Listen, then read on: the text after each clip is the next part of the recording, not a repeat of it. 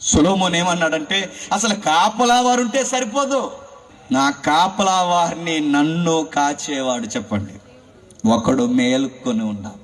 ఆయన మేలుకొని ఉండకపోతే మేం మేలుకొని ఉండుట వ్యర్థమే. దేవుడు రెప్పపాటున యామరపాటుగా విశ్వాన్ని ఒక్కసారి నిర్లక్ష్యం చేశాడు అనుకోండి, గ్రహాలు లారీలు గుర్తుకున్నట్టు గుర్తుకుని పడిపోతాయి. సూర్య వ్యవస్థ ఒక్కసారి గ్రావిటీ ఫోర్స్ వదిలేసిందో, ఒక్కసారి కోడి పిల్లలు పడిపోయినట్టు ఈ శూన్యంలోకి ఎక్కడికి వెళ్ళిపోతాయి కూడా తెలియదు. కక్షను కోల్పోతాయి ఒక్కసారి. అంటే ఈ వ్యవస్థను ఆయనే నడిపిస్తున్నాడు. ఒక ఇల్లు కట్టుకున్నవాడు ఆయన సెలవు లేకుండా ఇల్లు కడితే మనశ్శాంతిగా ఉండడు. మీరు పోయి చూడండి. దేవుడు నమ్ముకున్న వాడికి, దేవుడు నమ్మలేనోడికి తేడా ఎక్కడుందో తెలుసా? దేవుడు నమ్మనోడు పూరి గుడిసెలో ఉన్న ఆనందంగా ఉంటాడు. దేవుడు నమ్మనోడు పెద్ద పెద్ద బంగ్లాల్లో ఉన్నా చెప్పండి, వాడికి ఆనందం ఉండదు.